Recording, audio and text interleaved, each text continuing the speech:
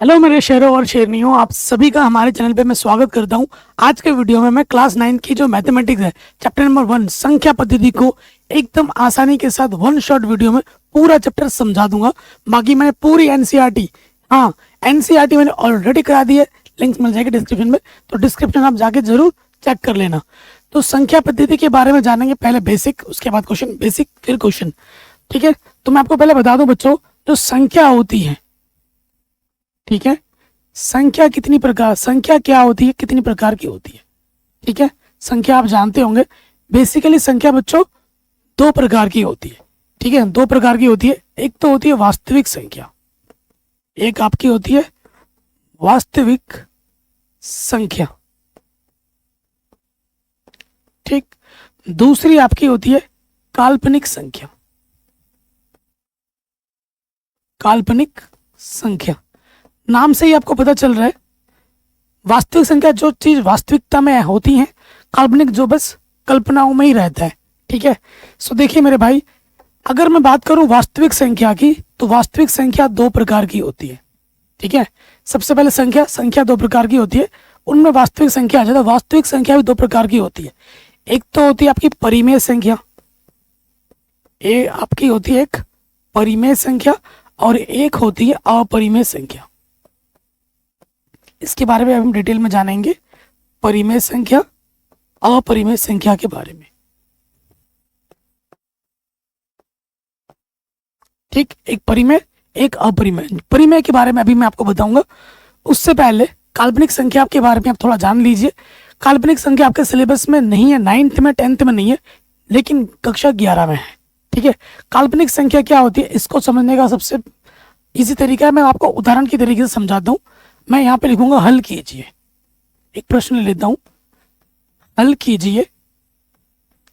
ठीक है, क्या ले लिया, x² + 3 = 0 को आपको हल करना है। आप कहोगे ये तो ये एकदम आसान है, क्या ये दे रहे हो, हलवा क्वेश्चन एकदम, है ना। आप क्या करोगे, भैया +3 उठा के ना इधर ले आओ, -3 हो जाएगा। अब आपको क्या करना है ना, आपको प्लस माइनस वर्गमूल ले लेना है। ठीक है, अब आप यहाँ पर आ गए, और यहाँ आके आप क्या हो गए, अटक गए, क्योंकि आप प्लस अंदर होता है वर्गमूल निकाल लेते हो, लेकिन कभी आपने देखा माइनस अंदर हो वर्गमूल निकाला हो, कभी नहीं होगा। और यही बात आती है दिक्कत की, और यही बात आती है काल्पनिक संख्या की। जब भी अंडर रूट के अंदर माइनस आ जाए तो समझ जाओ वहां पर है काल्पनिक संख्या, वहां पर क्या है, काल्पनिक संख्या है। तो ये होती है, ये चीज आप पढ़ोगे सीखोगे कक्षा 11 में, 9th में भी नहीं, 10th में नहीं। ठीक है, संख्या दो प्रकार की होती है, एक वास्तविक संख्या, काल्पनिक संख्या। वास्तविक संख्या दो प्रकार की होती है, एक परिमेय संख्या, एक अपरिमेय संख्या। तो परिमेय संख्या क्या होती है, ठीक है, सबसे पहले बात करेंगे परिमेय संख्या के बारे में। परिमेय संख्या के बारे में जानते हैं कि ये क्या होती है। परिभाषा में लिखाऊंगा, देखिए क्या होती है, प्रत्येक संख्या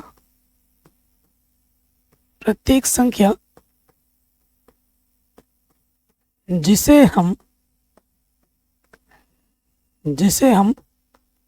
P/Q के रूप में लिख सके,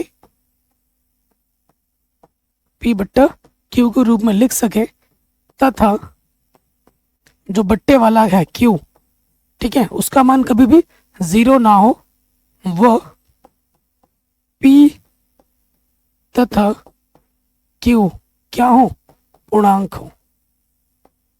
P तथा Q क्या हो, पूर्णांक हो। उनको हम क्या कहते हैं, परिमेय संख्या कहते हैं।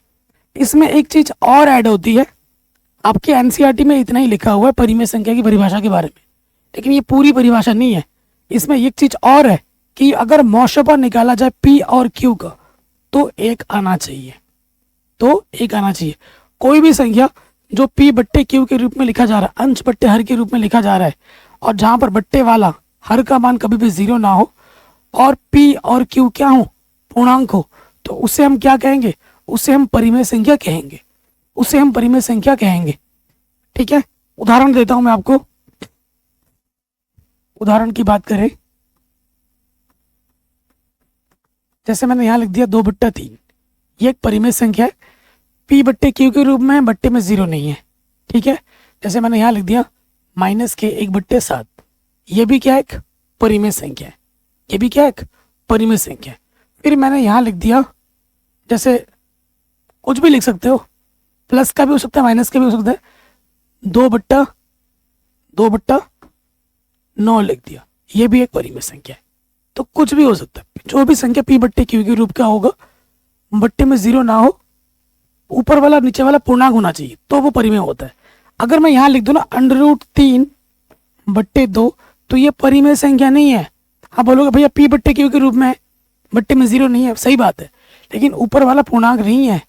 √3 पूर्णांक नहीं होता, अंडर के अंदर कोई अभाज्य संख्या हो तो वो अपरिमेय होती है। आप जानते हैं ना भैया पूर्णांक, पूर्णांक क्या होता है, मैं लिख देता हूं यहाँ पर। पूर्णांक को हम z से निरूपित करते हैं। पूर्णांक संख्या क्या होती है, उसमें आ जाता है 0, 1, 2, 3 चलता जाएगा, -1, -2, -3 ये चलता जाएगा। ये क्या है, हमारा पूर्णांक है, ठीक है, ये हमारा क्या होता है, पूर्णांक। उसके बाद अगर मैं बात करूं प्राकृतिक संख्या, प्राकृतिक संख्या क्या होती है, प्राकृतिक संख्या को n से दर्शाते हैं। जितने भी काउंटिंग नंबर्स हैं, जो गिनने वाले नंबर्स हैं, जैसे 1 कुर्सी, 2 कुर्सी, 3 कुर्सी, 4 कुर्सी, जितने भी गिनने वाले नंबर है, उन्हें हम क्या कहते हैं, उन्हें हम प्राकृतिक संख्या कहते हैं, ठीक है। जैसे कि 1, 2, 3, 4, 5, 6, 7, ये सारे नंबर हमारे क्या है, प्राकृतिक संख्या है। उसके बाद हम बात करते हैं पूर्ण संख्या के बारे में। पूर्ण संख्या को अंग्रेजी में कहते हैं होल नंबर, इसको कहते हैं नेचुरल नंबर, इसको कहते हैं इंटीजर्स। तो पूर्ण संख्या को हम होल नंबर कहते हैं और W से दर्शाते हैं, ठीक है। इसमें क्या होगा, सारे नंबर प्राकृतिक संख्या के होते हैं और यहाँ नंबर 0 से स्टार्ट होता है। 0, 1, 2, 3, 4, 5 चलता रहेगा। तो ये हमारा क्या है, पूर्ण संख्या, होल नंबर कहते हैं, ठीक है। तो ये मेन है जो आपके सिलेबस में है, जो आपके एग्जाम में पूछा जाएगा। तो परिमेय संख्या समझ गए, प्रत्येक संख्या जिसे हम p/q के रूप में लिख सकते हैं, बट्टे में 0 ना हो, उसे हम परिमेय संख्या कहते हैं। p और q क्या होने चाहिए, पूर्णांक होने चाहिए। एक चीज और भी है, एक चीज और है कि अगर आपके पास कोई जो परिमेय संख्या है, उसका अगर मैं व्युत्क्रम कर लूं, उसका अगर मैं व्युत्क्रम कर लूं, पलट दूं, तो भी एक परिमेय संख्या ही रहता है, तो भी क्या रहता है, एक परिमेय संख्या ही रहता है। जैसे ये 2/3 है, इसको पलट देंगे तो 3/2 हो जाएगा, तो भी ये परिमेय है। अगर यहाँ देखो ये 7/-1 कर दिया, तो भी ये परिमेय है, ठीक है। 9/2 कर दिया, परिमेय है। तो परिमेय संख्या का जो व्युत्क्रम होता है, परिमेय होता है, सिर्फ एक संख्या को छोड़कर, अभी आपको पता लग जाएगा। तो अभी मैंने आपको किसके बारे में बताया, परिमेय संख्या के बारे में बताया। थोड़ा क्वेश्चन करते हैं, उसके बाद मैं आपको बताऊंगा अपरिमेय संख्या के बारे में, और फिर उसका क्वेश्चन हम करेंगे। तो आ जाते हैं पहले प्रश्न में। आपसे क्या बोल रहा है, क्या 0 एक परिमेय संख्या है, क्या इसे आप p/q के रूप में लिख सकते हो, जहां p और q पूर्णांक हो और q का मान 0 ना हो। तो आंसर में आ जाओ, हल। तो आंसर होगा हाँ, हाँ 0 एक परिमेय संख्या है, 0 एक परिमेय संख्या है। एग्जाम में ये क्वेश्चन बहुत रिपीट मोड में पूछा जाता है। जी हाँ, 0 एक परिमेय संख्या है, ये आप लिख दोगे। अब आप पूछोगे भैया ये कैसे है, बताता हूं ना। देखो 0 है ना, 0 है, 0 के बट्टे आप कुछ भी लिखो, 0 के बट्टे में 2 लिख दिया, 0 के बट्टे कुछ भी 0 रहता है। तो ये किस रूप में है, आप खुद बोलोगे ये किस रूप में है, p/q के रूप में।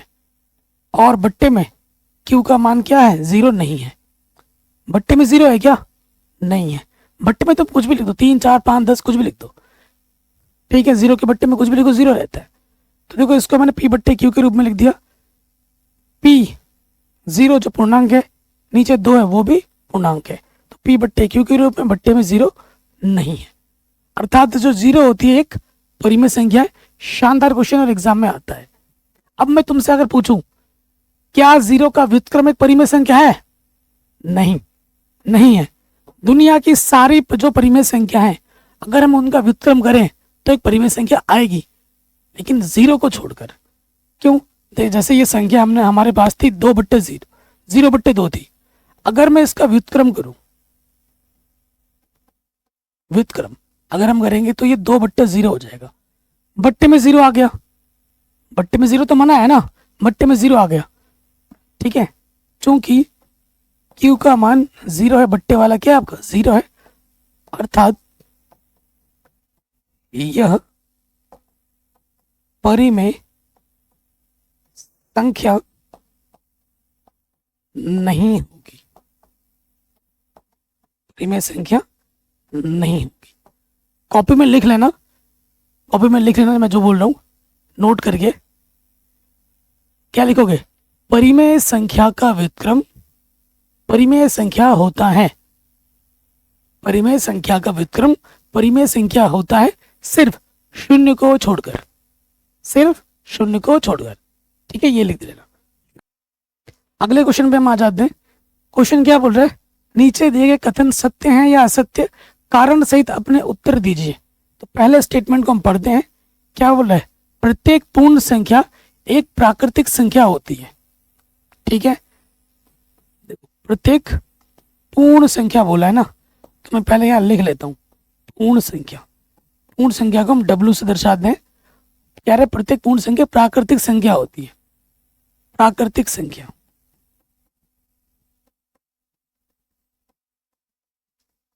प्राकृतिक संख्या को हम n से दर्शाते हैं, नेचुरल नंबर कहते हैं। पूर्ण संख्या क्या है अपनी? 0, 1, 2, 3, 4, 5, 6, 7, है ना, चलता जाएगा। प्राकृतिक संख्या होती 1, 2, 3, 4, 5, 6, चलता जाएगा। तो स्टेटमेंट क्या कह रहा है? प्रत्येक पूर्ण संख्या एक प्राकृतिक संख्या है, प्रत्येक पूर्ण संख्या एक प्राकृतिक संख्या है। देखो मैथ में कोई स्टेटमेंट सही तभी मानी जाती है जब वो 100% एक्यूरेट हो, 100%, है ना। अगर 100% एक्यूरेट नहीं तो वो सही नहीं है कथन। अगर 99 लोगों ने हाँ बोला और एक ने मना कर दिया नहीं, तो वो नहीं होगा। तो देखो एक इसके पास है, एक इसके पास है, दो इसके पास है, इसके पास है, 3 है, 3 है, 4 है, 4 है, 5 है, 5 है, 6 है, 6, सारी संख्या हो जाएंगी।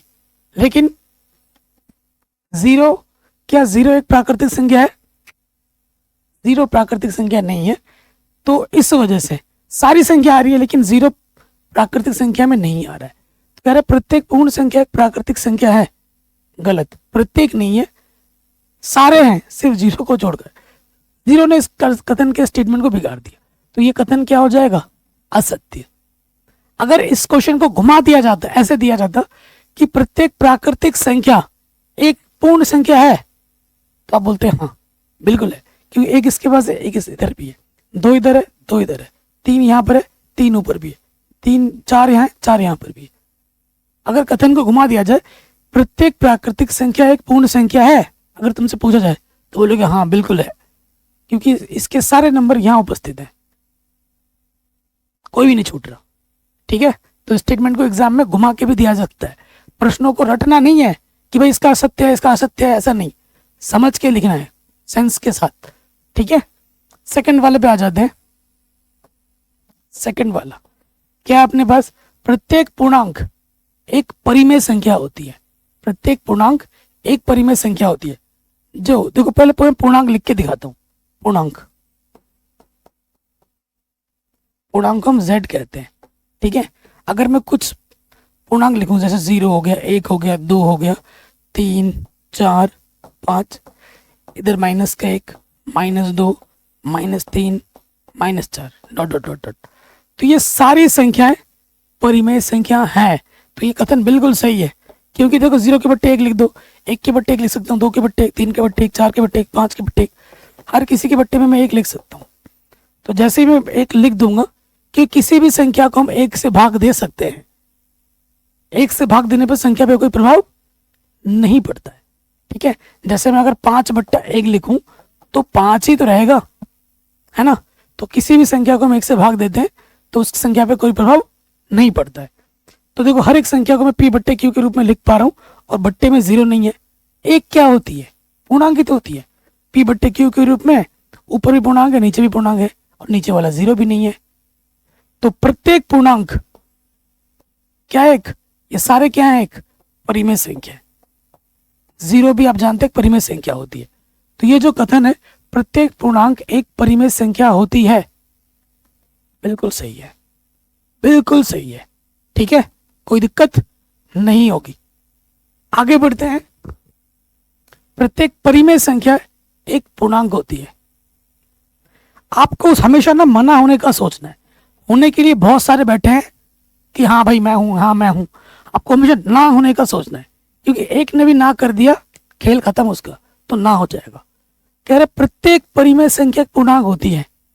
देखो ठीक है, जैसे ये सारे क्या है? पूर्णांक है, परिमेय संख्या। आप सोचोगे कथन सही है, यही सोच रहे हो ना? ये बोला प्रत्येक परिमेय संख्या एक पूर्णांक होती है, जितनी भी परिमेय संख्या है वो पूर्णांक होती है, ये बोल रहे हैं। क्या ये सही कथन है? तो मैंने एक परिमेय संख्या लिख दिया 2/3। ये क्या है? एक परिमेय संख्या है। परिमेय संख्या क्यों है? क्योंकि ये p/q के रूप में लिखा हुआ है ना, ये p/q के रूप में है लिखा हुआ है, और बट्टे में 0 नहीं है, ऊपर नीचे पूर्णांक है अपना। ठीक है, 2/3 एक परिमेय संख्या है। क्या 2/3 एक पूर्णांक है?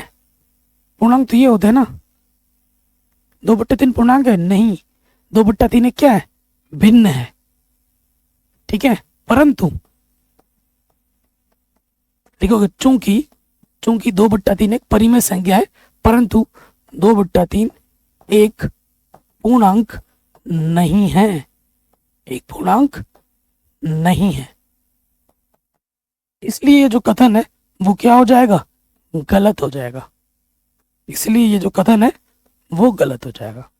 पहला वाला गलत, दूसरा वाला सही, तीसरा वाला गलत। आराम से हो गया। कोई दिक्कत परेशानी हो आप एक बार दोबारा देख सकते हैं।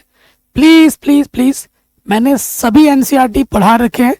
ठीक है, सारे उदाहरण भी मैंने करा रखे हैं, आप जाके देखिए, आपको पता लगेगा।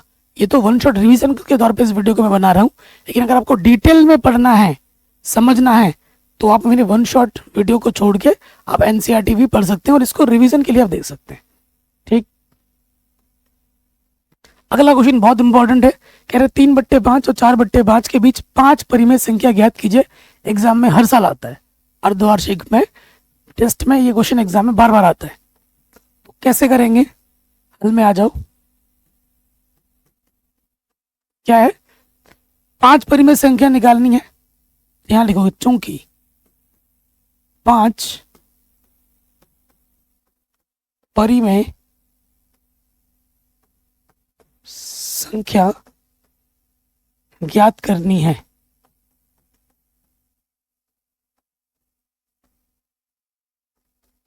क्योंकि 5 परिमेय संख्या हमको ज्ञात करनी है, 5 ज्ञात करनी है, तो जितने ज्ञात करनी है उस पर 1 जोड़ दो। 5 + 1 क्या हो जाएगा? 6।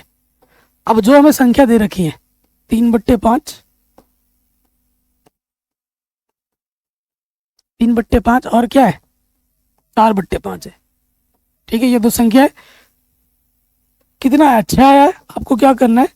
ऊपर भी 6 से गुणा करना है, नीचे भी आपको 6 से गुणा करना है, दोनों संख्या में। ठीक है, ऊपर हो जाएगा 6 × 18, 5 × 30, उसके बाद 4 × 24, 5 × 30। ठीक है, अर्थात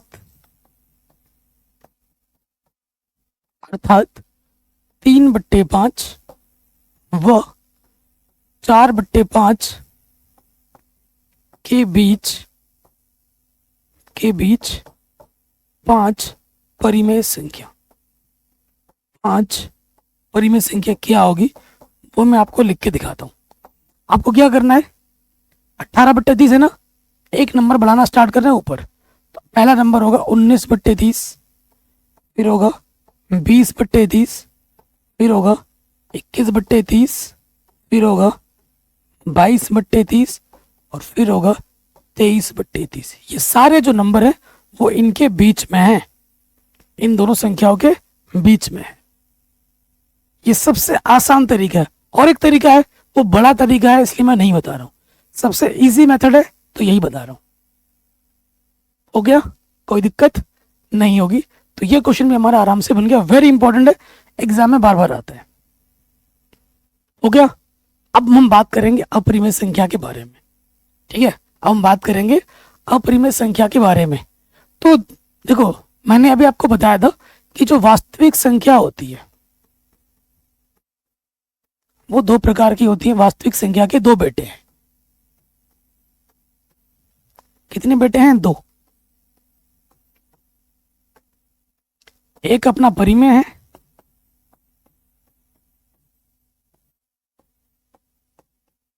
और एक अपना अपरिमेय है।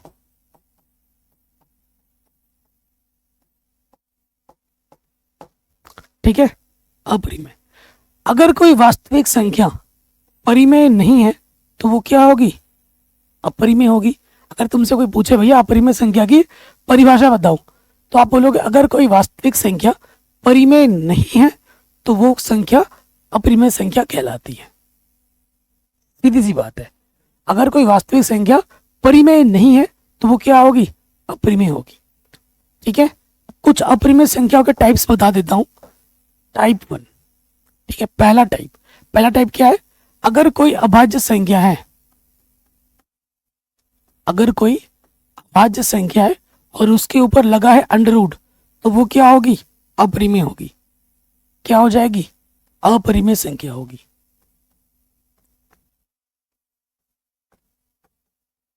भाज्य अभाज्य जानते हो ना, या मुझे बताना पड़ेगा? भाज्य अभाज्य जानते हो कि नहीं जानते हो? जैसे मैंने एक संख्या 4 लिखी तो ये भाज्य है, और एक संख्या मैंने 2 लिखी तो ये अभाज्य है। 2 किससे कटेगा? 2 सिर्फ 2 से कटेगा और 1 से कटेगा।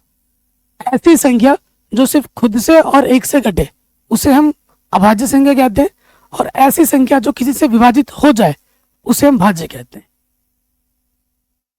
अभाज्य संख्या के सिर्फ 2 गुणनखंड होते हैं, भाज्य संख्या के 2 से ज्यादा गुणनखंड होते हैं। जैसे ये 4 से कटेगा, 4 2 से कटेगा, 4 1 से कटेगा। यहाँ 2 से ज्यादा गुणनखंड है इसके, तो ये भाज्य है। ये अपना क्या है? ये अपना भाज्य है। और यहाँ देखिए, इसके केवल 2 गुणनखंड है। जहां सिर्फ और सिर्फ 2 गुणनखंड हो, केवल 2 गुणनखंड हो, तो वो अभाज्य होता है। तो कोई भी अभाज्य संख्या है, उसके ऊपर अगर अंडर रूट लग जाता है तो वो अपरिमेय होता है। उदाहरण के तौर पर जैसे मैंने यहां लिख दिया under root 2, under root 3, under root 5, under root 11, ये सब क्या है? अपरिमेय संख्या है। ठीक है, दूसरे टाइप पे आ जाते हैं। दूसरा टाइप क्या है? दशमलव प्रसार अशांत हो, अशांत अनावर्ती हो। ठीक है, ये दूसरा टाइप है। सो ये क्या होता है? जैसे मैंने यहां लिख दिया 2 3.01 02 001 07, ऐसे ये चला जा रहा है। ठीक है, दशमलव प्रसार अशांत है और कोई रिपीटेशन अलाउड नहीं हो रही, चली जा रही है। तो ये संख्या क्या होती है? अशांत होती है। ठीक है, और एक संख्या है बहुत ही फेमस, पाई। कई बच्चों को लगता है पाई लिख दिया तो इसका अपन 22/7 है। नहीं, अगर 22/7 लिखा होगा तो वो परिमेय है। अगर पाई लिखा हो रहा है तो वो क्या है? अपरिमेय है। ये ध्यान रखिए, ये ऑब्जेक्टिव क्वेश्चन में एग्जाम में आता है। पाई एक अपरिमेय संख्या है। अपने भेजे में डाल लीजिए, खोपड़ी में घुसेड़ लीजिए, कक्षा 10 में भी दोबारा आएगा। पाई एक अपरिमेय संख्या है। कैसी संख्या है? अपरिमेय संख्या है। ठीक है, दिमाग में रखिए हमेशा, पाई एक अपरिमेय संख्या है। थोड़ा सा मैं आपको यहाँ पर और बता दूं, परिमेय संख्या के बारे में बता रहा था ना मैं। यहाँ पर जगह ही नहीं है, कहाँ बताएं? यहाँ बताता हूँ। यहाँ देखिए यहाँ पे थोड़ा सा नोट करके लिखाऊंगा परिमेय संख्या के बारे में। ठीक है, अगर दशमलव प्रसार शांत है तो वो क्या होगी? परिमेय संख्या होगी। ठीक है, उदाहरण के तौर पे जैसे मैंने यहां लिख दिया 2.13, दशमलव 2 स्थान तक शांत हो गया। 2 स्थान तक बाद है, कोई पीछे कोई और संख्या नहीं है, तो ये क्या है? ये एक परिमेय संख्या है। ये क्या है? एक परिमेय संख्या। उसके बाद अगला जो टाइप है वो है दशमलव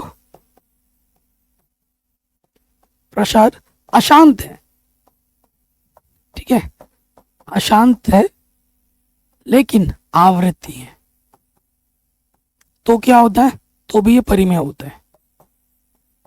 आप कहोगे सर पता नहीं चल रहा, थोड़ा एग्जाम्पल दीजिए, उदाहरण दीजिए। तो लीजिए उदाहरण, जैसे मैंने यहाँ लिख दिया 1.333 चला जा रहा है 3, तो इसका दशमलव प्रसार अशांत है लेकिन रिपीट कर रहा है, एक संख्या रिपीट कर रहा है। तो ये कौन रिपीट कर रहा है, 3, 3 के ऊपर बार लिख गया। तो इस संख्या को मैं P/Q के रूप में लिख सकता हूं जहां पर Q का मान 0 नहीं होता है। मतलब अगर दशमलव प्रसार अशांत और आवृत्ति हो, यहाँ पर 3 आवृत्ति हो रहा है, 3 रिपीट कर रहा है, तो ऐसी संख्या क्या होती है बाबू, परिमेय होती है। अभी मैं आपको ऐसे क्वेश्चन करके भी दिखाऊंगा, आगे हमने क्वेश्चन भी रखे हैं, ठीक है। और अगर 22/7 लिखा हुआ आ रहा है तो ये क्या है, परिमेय है। और अगर पाई लिखा हुआ आ रहा है तो वो क्या है, अपरिमेय है। अपने भेजे में डाल लीजिए, भूलना मत इन चीजों को। आगे बढ़ते हैं, ये हो गया था अपना। अब आते हैं प्रश्नों पे। अपरिमेय संख्या हो गया ना, प्रश्नों पे आ जाते हैं। क्वेश्चन क्या बोल रहे हैं, नीचे दिए गए कथन सत्य हैं या असत्य हैं, कारण के साथ अपने उत्तर दीजिए। पहले वाले पे आ जाते हैं। प्रत्येक अपरिमेय संख्या एक वास्तविक संख्या होती है, सही है गलत है, सही है। कैसे, अभी मैंने आपको बताया था, जो वास्तविक संख्या होती है, वास्तविक संख्या के दो बेटे हैं। वास्तविक संख्या मतलब परिमेय प्लस अपरिमेय, ठीक है। तो परिमेय संख्या भी वास्तविक संख्या होती है, अपरिमेय संख्या भी वास्तविक संख्या होती है, ठीक है। ये इसका कारण है, सिंपल लिख लो। तो जो अपरिमेय संख्या वो क्या है, वास्तविक संख्या का ही बेटा है। तो प्रत्येक अपरिमेय संख्या एक वास्तविक संख्या होती है, कथन बिल्कुल सही है, कोई दिक्कत नहीं। अब आ जाओ सेकंड वाले पे। कह रहे संख्या रेखा पर प्रत्येक बिंदु √m के रूप का होता है जहां m एक प्राकृतिक संख्या है। ओके, यहाँ पर एक नया टॉपिक आया है, संख्या रेखा। इसके बारे में बताना बहुत जरूरी है। पहले संख्या रेखा के बारे में जान लो, उसके बाद मैं बताता हूं। देखो, ये मेरी एक रेखा है, ठीक है। ये अनंत की ओर जा रहा है प्लस, और ये माइनस अनंत की ओर जा रहा है इस तरफ, ठीक है। यहाँ पर मैं अगर बिंदु दिखाना चाहूँ, यहाँ पर जैसे 0 है, दूर दूर 2, 3, 4 इधर चलेगा, -1, -2, -3, ठीक है। संख्या रेखा पर, संख्या रेखा पर किन को दिखाया जाता है, कोई भी वास्तविक संख्या हो उसको दिखा सकते हैं। कोई भी वास्तविक संख्या, चाहे वो परिमेय हो, चाहे वो पॉइंट में हो, चाहे वो अपरिमेय हो, भिन्न में हो, किसी प्रकार का हो, कोई भी वास्तविक संख्या हो, उसको हम संख्या रेखा पर दर्शा सकते हैं। अभी हम क्वेश्चन करेंगे, ठीक है। और इस प्रकार के ढेर सारे क्वेश्चन हमने एनसीईआरटी एक्सरसाइज में किए हुए हैं, 1.2 में, 1.3 में, ठीक है। सारा कुछ मैंने बढ़ा रखा है, प्लेलिस्ट की लिंक्स मिल जाएगी डिस्क्रिप्शन में, जाके देख लेना, ठीक है। तो यहाँ हम कर सकते हैं। अब क्वेश्चन में आ जाते हैं। संख्या रेखा में प्रत्येक बिंदु √m के रूप का होता है जहां m एक प्राकृतिक संख्या है। बोला जो भी संख्या यहाँ दर्शाई जाती है ना, वो इस रूप की होती है, इस रूप की होती है, इस रूप की होती है। और ये भी बोल रहा है कि m क्या एक प्राकृतिक संख्या है। क्या ये बात सही है, क्या ये बात गलत है, ये आपको बताना है कि संख्या रेखा का प्रत्येक बिंदु √m के रूप का होता है, ठीक है, जहां m एक प्राकृतिक संख्या है। प्राकृतिक संख्या बोल रहे हैं। देखो ध्यान से देखो, एक आपको काउंटर एग्जांपल देना है ना, मना करना है। तो m एक प्राकृतिक संख्या, जैसे संख्या रेखा पर मैं 1.3 अंडर रूट को दर्शा सकता हूँ, इस संख्या को भी मैं यहाँ दर्शा सकता हूँ। ये क्या है, ये एक वास्तविक संख्या है, ये एक वास्तविक संख्या है, ठीक है। जो कि ये किस रूप का है, √m रूप का है,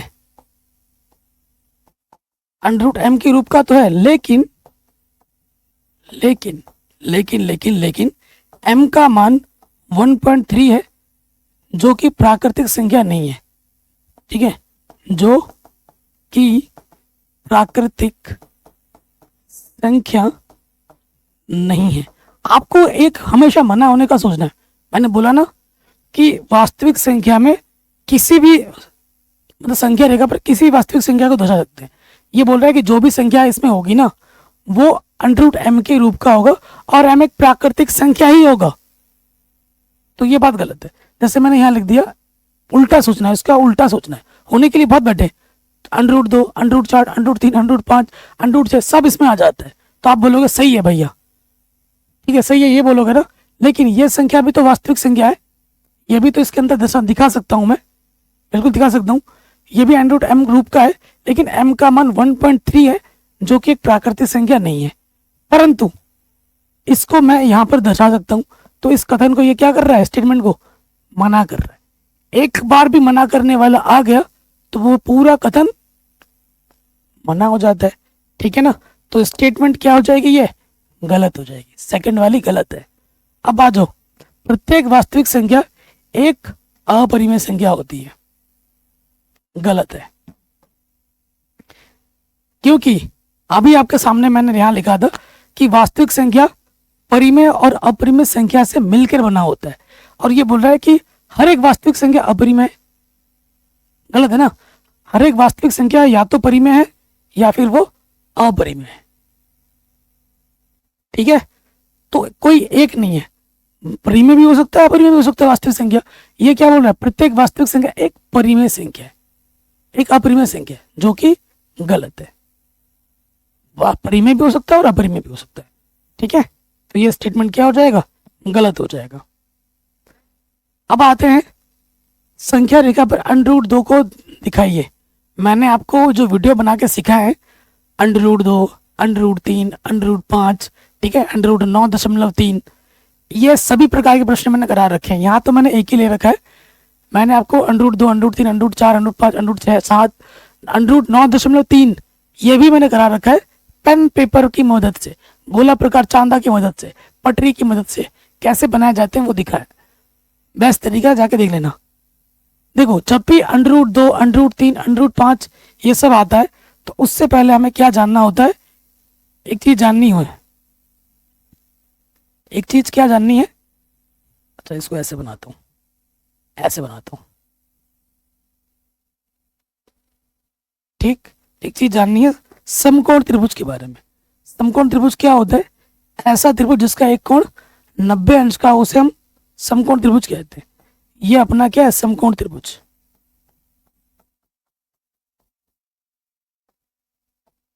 ये अपना समकोण त्रिभुज है। ये जो फर्श की तरह लेटा पड़ा है इसे हम आधार कहते हैं, दीवार की तरह लंबा है इसे हम लंब कहते हैं, और 90 अंश के सामने वाली भुजा को हम कर्ण कहते हैं, ठीक है। समकोण त्रिभुज में एक प्रमेय लगता है, कौन सा प्रमेय लगता है, वो लगता है पाइथागोरस प्रमेय।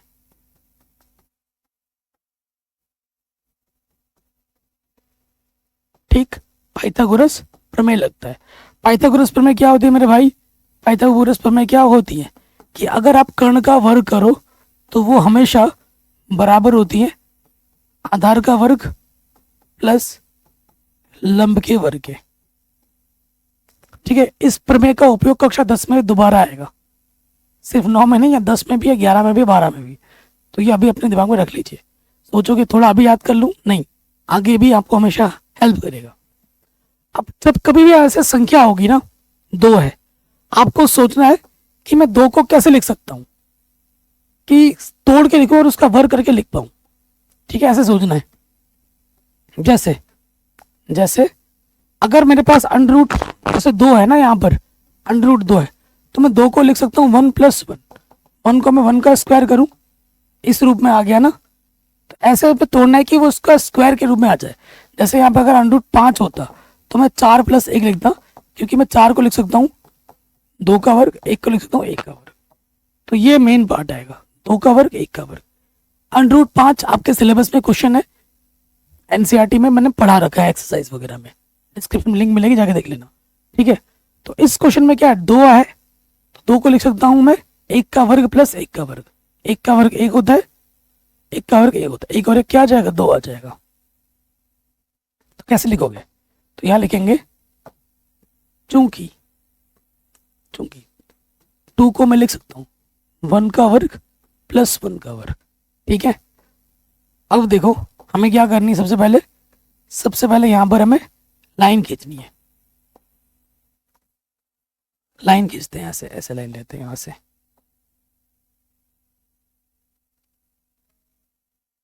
ठीक है, ये मैंने एक लाइन ले ली, इसको फ्रेम क्या करूं। ठीक है, ये अपनी लाइन आ गई, इस लाइन को थोड़ा खिसका दे। चलो ये लाइन ली। अब देखो ये मेरे पास क्या है, ये अपना 0 है, ये अपना 0 है, और यहाँ अपना 1 है, यहाँ अपना 2 है, समान दूरी पर। ठीक है, और ये आगे बढ़ा प्लस के इन्फिनिटी। क्लियर, तो देखो ये जो 1 + 1 है ना, तो ये क्या है, आधार की जगह पे 1 है और लंब की जगह पे 1 है। ये आधार अपना 1 है और लंब अपना 1 है। 1 का वर्ग, तो यहाँ पे क्या आ जाएगा, √2 आ जाएगा। इस कॉन्सेप्ट के साथ हम चल रहे हैं, और यहाँ पे कौन सा कोण बनना चाहिए, 90 अंश का कोण। तो 1 यूनिट हमें लेना है, 1 यूनिट, तो 0 से लेकर 1 तक ये अपना 1 यूनिट है, ये अपना क्या है मेरे भाई, 1 यूनिट है, ले लिया। अब 1 पे भी मुझे लेना है 1 यूनिट, तो 1 यूनिट कैसे लोगे आप, पटरी में रखोगे समान दूरी। अगर आपने 2 सेंटीमीटर को 1 यूनिट माना है, तो 2 सेंटीमीटर को ऊपर यहाँ पे 90 अंश का कोण बनाते हुए चांदा होगा आपके पास, यहाँ रखोगे और 90 अंश का कोण लोगे और सीधी रेखा खींच दोगे, और 2 यूनिट पर, जैसे 2 सेंटीमीटर पे 1 यूनिट है, ये भी 2 सेंटीमीटर पे 1 यूनिट है। ठीक है, ये 1 यूनिट है, ये भी अपना 1 यूनिट है। ठीक, यहाँ पर क्या बनेगा, 90 अंश का कोण बनेगा। अब आप क्या करोगे, इससे इसको मिला दोगे, इससे इसको जैसे ही मिलाएंगे यहाँ पर कितना बन जाएगा, √2। √2 को संख्या रेखा पे दर्शाना है, ये अपनी संख्या रेखा है, यहां दर्शाना है, यहां नहीं दर्शाना है। तो आप क्या करोगे, आप ले लोगे गोला प्रकार। ठीक है, ये दिख रहा है आपको, ये ले लोगे, चश्मा लगा रखा है क्योंकि आंखों में प्रॉब्लम है। ठीक है, तो फिर क्या करोगे, ये जो निप है, ये निप ना, इसको रखोगे यहाँ पर 0 पे, इस निप को यहाँ पे रखना है, और इस वाले नोप को यहाँ तक ले जाना है। ये माप लोगे, और ऐसे रख के ऐसे माप लेंगे, और फिर इस निप को 0 पे रखेंगे और एक चाप काटेंगे इस दूरी का, यहाँ पे चाप कटेगा। ठीक है, नाम दे दो, इस पॉइंट को A दे दो, इस पॉइंट को B दे दो, इस पॉइंट को C दे दो। तो चाप काटेंगे, यहाँ पर एक कट कटेगा, इस पॉइंट का नाम D दे दो। अर्थात संख्या रेखा पर जो ये AD है वो कितना होगा, √2। ठीक है, संख्या रेखा पर ये जो AD है वो कितना हो जाएगा, √2। √2 का मान 1 पॉइंट समथिंग होता है, 1 से जस्ट बड़ा आएगा। ठीक है, तो ये जो क्वेश्चन है ये आप बेहतर वे में समझ सकते हो पेन पेपर में। तो पेन पेपर में मैंने पढ़ा रखा है इस प्रश्नावली को, जाके आप देख सकते हैं। नेक्स्ट क्वेश्चन पे आ जाते हैं। क्वेश्चन आपसे क्या बोल रहा है कि दिखाइए कि 0.3333 को हम 0.3 बार को P/Q के रूप में व्यक्त किया जा सकता है, जहां P और Q पूर्णांक होंगे और Q का मान 0 नहीं होगा। सो देखो ये जो संख्या है, जो भी संख्या है उसको आप x मान लो, माना x जो है वो है 0.333, ये चला जा रहा है। ठीक है, इसका मतलब क्या होता है कि x अपने पास क्या है, 0.3 क्या कर रहा है, रिपीट कर रहा है, एक ही संख्या बार बार आ रही है, तो जो संख्या बार बार आ रही है उसके ऊपर बार लगा देते हैं। ठीक है, उसके ऊपर बार लगा देते हैं। अब बार कितने संख्या के ऊपर लगा पड़ा है, एक संख्या के ऊपर लगा पड़ा है, तो एक के पीछे एक 0 लगाएंगे। 2 संख्या के ऊपर बार लगा होता है तो एक के पीछे 2 0 लगाते हैं। तो ये अपना समीकरण नंबर 1 है, जो दे रखा है उसको x मान लिया, समीकरण 1 है। एक संख्या रिपीट कर रही है एक के पीछे एक 0 लगाया, 10 हो गया। 10 से गुणा करने पर दोनों तरफ, 10 से गुणा करने पर करो गुणा, इधर हो जाएगा 10x और गुणा करने पर दशमलव एक स्थान पीछे आ जाता है, तो ये लग जाएगा 3.333। समीकरण नंबर 2। अब हमें क्या करना होता है, हमेशा समीकरण 2 से समीकरण 1 को घटाना होता है। घटाओ, समीकरण 2 क्या है, 10x 3.333 चला जा रहा है। समीकरण 1 क्या है, 0.333 चला जा रहा है। घटाएंगे, घटाने पे क्या होता है, नीचे वाले का चिन्ह बदल जाता है। ये प्लस का होगा माइनस, ये प्लस का होगा माइनस। घटाना है, देखो इधर संख्या है और इधर संख्या दशमलव के इस तरफ सेम टू सेम है, सेम टू सेम है, तो इधर दशमलव के लिए दशमलव, इधर सेम टू सेम है तो सेम टू सेम घटेगा 0। 3 में से 0 घटाओगे 3, 10x में से 1x घटेगा 9x, तो कुल मिला के हमारे पास क्या है, 9x बराबर 3 है।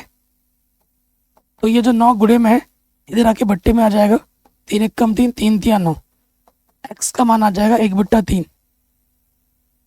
देखो ये p बट्टे q के रूप में है, बट्टे में 0 नहीं है, और p और q क्या है, 1 नीचे 3, p q क्या है, पूर्णांक है। यही तो करना था, और ये क्वेश्चन बहुत ज्यादा इंपॉर्टेंट है। इस क्वेश्चन को एग्जाम में देता ही देता है टीचर, अर्धवार्षिक हो या टेस्ट हो, आएगा ही आएगा, ये मेरा दावा है, आपके एग्जाम में पक्का आएगा 100% ये क्वेश्चन। ठीक है, बाकी इस वीडियो में जितने भी प्रश्न लिए सारे ही इंपॉर्टेंट ही लिए हैं मैंने। ठीक है, ये भी हो गया। आगे बढ़ते हैं। कह रहे हैं बताइए कि निम्नलिखित संख्याओं में कौन संख्याएं परिमेय है और कौन संख्याएं अपरिमेय है। तो पहले वाले पे आ जाओ, पहला वाला √23। 23 क्या है, एक अभाज्य संख्या है, अभाज्य संख्या के ऊपर लगा है √, तो ये क्या होगा, अपरिमेय संख्या। अभी मैंने आपको बताया था किसी भी अभाज्य संख्या के ऊपर √, लगा तो वो क्या होता है, अपरिमेय होता है। ठीक, दूसरे वाले पे आ जाओ, 225। 225 का जो वर्गमूल होता है वो होता है 15। 15 गुणा 15, 15 का जोड़ा बना, 15 बाहर आ गया, 15 है, 15 के बट्टे में कुछ नहीं तो मैं 1 लिख सकता हूँ, p बट्टे q के रूप में, बट्टे में 0 नहीं है, तो ये क्या है, परिमेय संख्या। ठीक है, क्योंकि ये p बट्टे q के रूप में है, बट्टे में 0 नहीं है। सेकंड वाला हो गया ना। अब आ जाओ थर्ड वाले में। देखो थर्ड वाला क्या अपना 0.3796। दशमलव प्रसार क्या है, शांत है, दशमलव प्रसार शांत है, इसलिए ये क्या होगा, परिमेय संख्या होगा।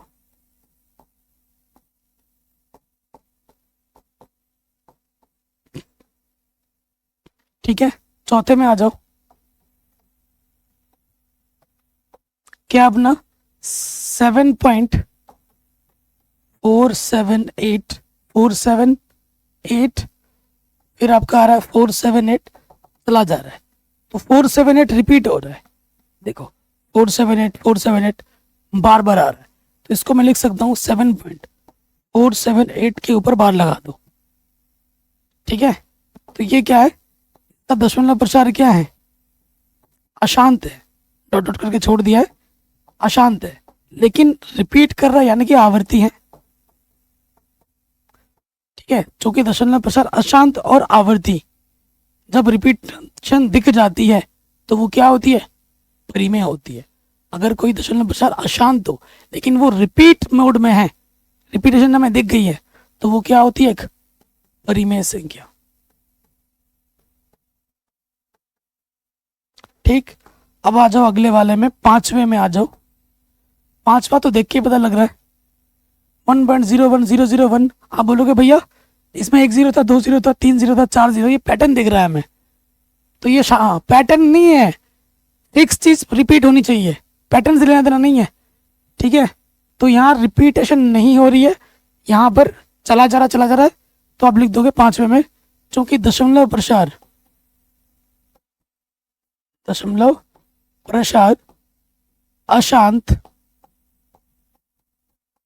अशांत अनावर्ती है, इसलिए यह अपरिमेय संख्या है।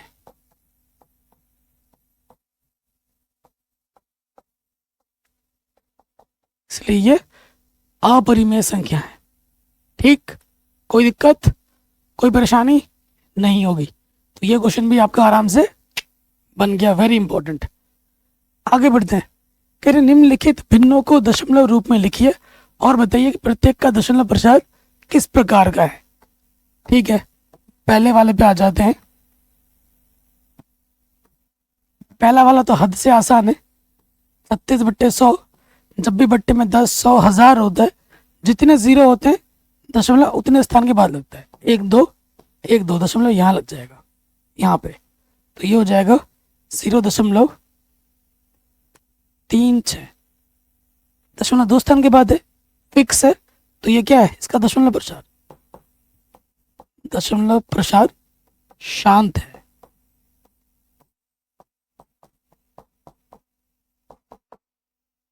अब आ जाओ, सेकंड वाले में भाग देना है आपको। 11 से भाग देना है 1 में, 11 से भाग देना है 1 में।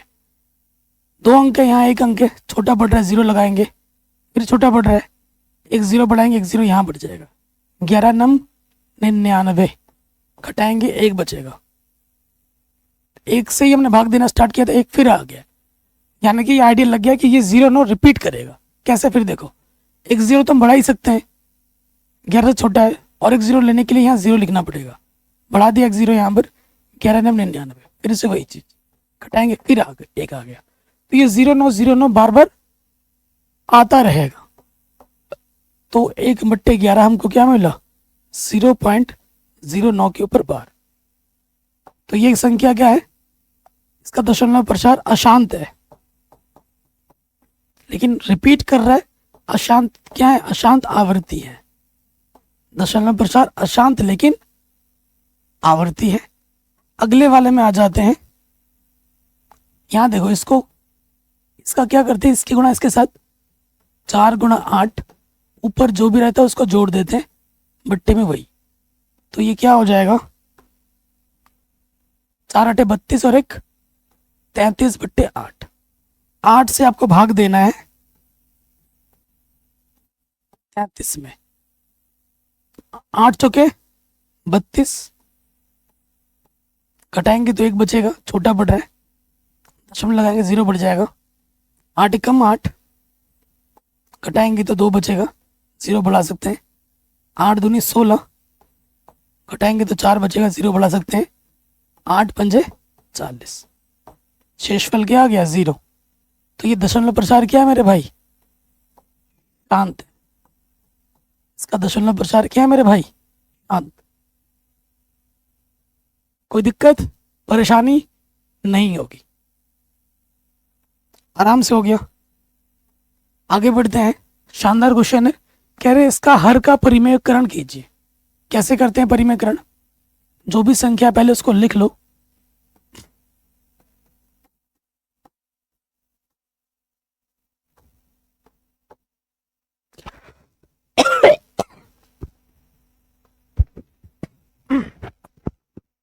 देखिए, परिमेयकरण करना है तो परिमेयकरण में क्या होता है बाबू, जो भी संख्या होती है ना, उसी से आपको ऊपर नीचे गुणा करना होता है, बस चिन्ह बदल के। यहाँ नेगेटिव है तो यहाँ पॉजिटिव लग जाएगा, √3 नेगेटिव, जो भी अगर प्लस होता तो यहाँ माइनस लग जाता।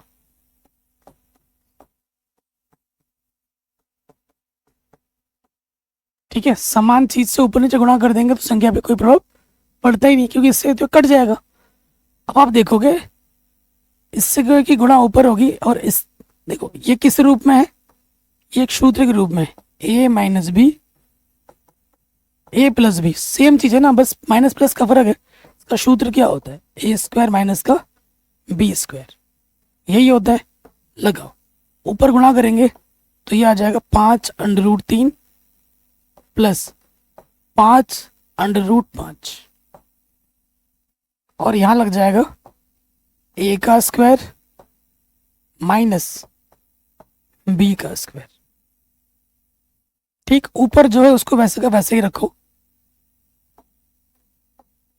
5√3 प्लस 5√5।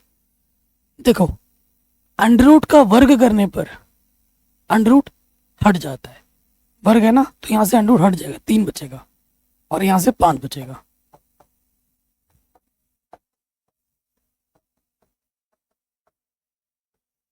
तीन में से 5 घटाना है।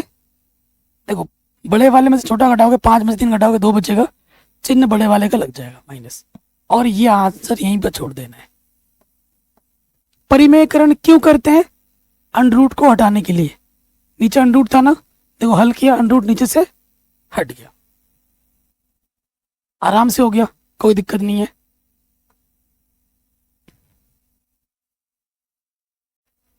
अगले क्वेश्चन पे आ जाते हैं।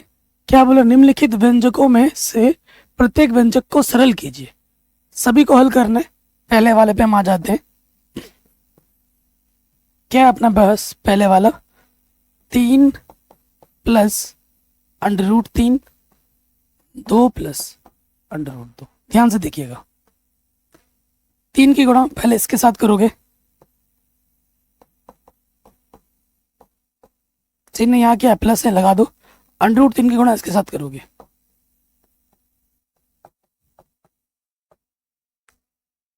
सही से लिख लिया। अब गुणा करेंगे, देखो यहाँ क्या आ जाएगा, 3 दूनी 6, 3 परिमेय है, √2 अपरिमेय, तो ये रहेगा 3√2।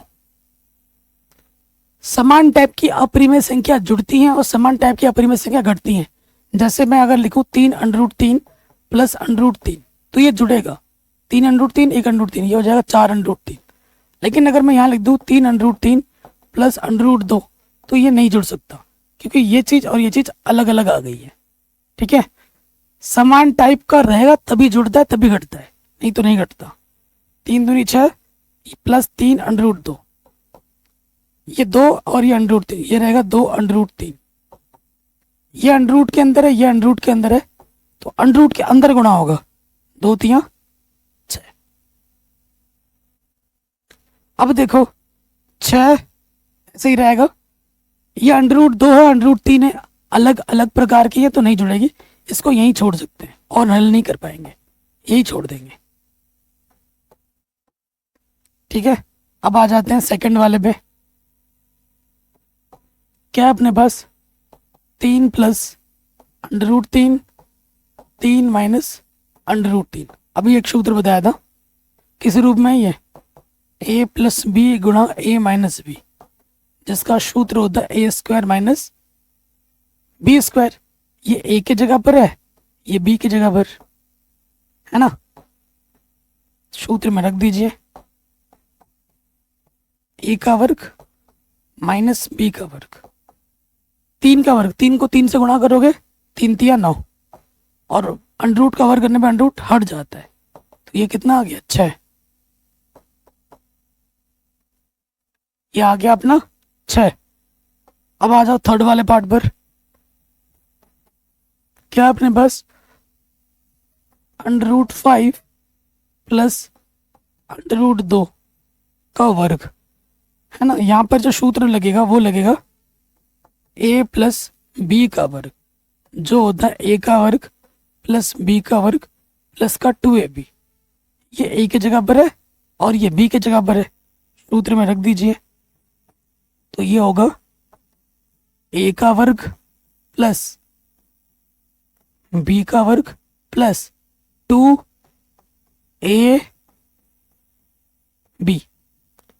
सूत्र में रख दिया। अभी मैंने बोला था अंडरूट का वर्ग करने पे अंडरूट हट जाता है, यहाँ से भी अंडरूट हट जाएगा, 2 √5 गुणा √2, अंडरूट के अंदर गुणा हो जाएगी, 5 दूनी 10, तो 5 और 2 कितना होता है मेरे भाई? 7, प्लस का है 2 √10, आंसर। ये भी हो गया बड़े आराम से। अब आ जाओ चौथे वाले पार्ट पर।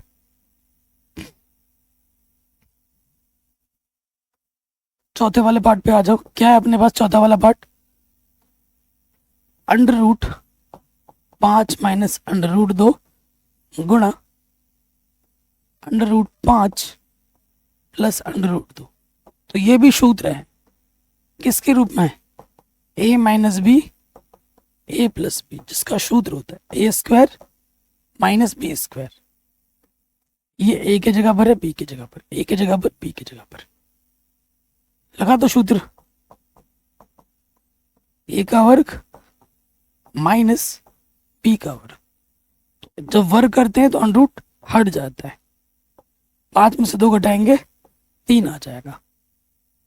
इतना आसान है, प्रैक्टिस करते रहना। पूरी एनसीईआरटी बढ़ा रखी है, डिस्क्रिप्शन में लिंक मिलेगी, देख लेना। ठीक है, अब आते हैं अगले कुछ प्रश्न में। ठीक है, घातांक के नियम पे। इसे हम क्या कहते हैं? घातांक नियम। ठीक, अगर मैंने यहां पर एक संख्या लिखी है a और ऊपर लिखा है b, तो बाबू मेरा a क्या होगा? a को हम कहते हैं बेस, और b पावर में जो है, घात में जो, उसे हम कहते हैं पावर। ठीक है, ये बेस है और ये घात है, पावर है। ठीक, तो देखिए इसमें कुछ नियम है। जैसे यहाँ अगर आप दोनों का बेस समान है, गुणा में है, डॉट का मतलब गुणा, पावर अलग अलग है, तो गुणा में घातें जुड़ती हैं, गुणा में घातें जुड़ती हैं। जैसे इस पर आधारित ये प्रश्न है, इन दोनों का बेस क्या है? समान है, तो जब बेस समान होती है तो घातें जुड़ जाती हैं। पहले वाले नियम पर आधारित पहला प्रश्न है, तो बेस वही रहेगा, पावर जुड़ जाती है। 2 + 3 1 + 3, तो दोनों के बट्टे में 3 है, लॉसअप वही आ जाएगा। तो नीचे नीचे जब सेम होता है, ऊपर वैसे के वैसे जुड़ जाता है, तो ये हो जाएगा 3/3, 3 × 3, 2 की पावर 1 यानी कि 2 आ जाएगा। पहले वाले का उत्तर क्या होगा? 2 होगा। उसके बाद देखिए तीसरा वाला, बेस समान है, भाग में है, तो भाग में घातें क्या होती हैं? घटती है। नीचे वाला ऊपर जाके क्या हो जाएगा? घट जाएगा। तो तीसरा वाला क्वेश्चन, तीसरे वाले सूत्र पर आधारित ये प्रश्न है। इसमें क्या होगा? इस वाले में देखो 7 है, 1/5 में से 1/3 घट जाएगा। लॉसअप क्या आ जाएगा? 5 × 15, 3 × 3, 5 × 5, तो ये हो जाएगा 7 माइनस 3 में से 5 घटाओगे 2 बट्टे में 15। ठीक है, 5 में से 3 घटाएंगे 2, चिन्ह बड़े वाले का, बट्टे 15। फिर आ जाओ ये वाला, a की पावर m की पावर n, तो क्या होता है? m गुणा n। पावर की पावर में होगा तो पावर की क्या हो जाती है? गुणा हो जाती है। ठीक है, पावर की क्या हो जाती है? गुणा हो जाती है। ठीक, अब ये वाला उदाहरण देखते हैं, यहाँ पे आ जाओ। इसमें क्या होगा बाबू? इसकी पावर 1 की पावर 4 हो जाएगी, 3/5 है, इसकी पावर भी क्या हो जाएगी? 4 हो जाएगी। 1 की पावर कुछ भी हो, 1 को आप कितनी बार गुणा करो, 1 ही रहता है, और नीचे ये वाला नियम लग जाएगा, a की पावर m की पावर n। तो m की जगह पर 5 है और n की जगह पर 4 है, तो यहाँ क्या हो जाएगा? 5 × 4, 5 चौको 20 आंसर।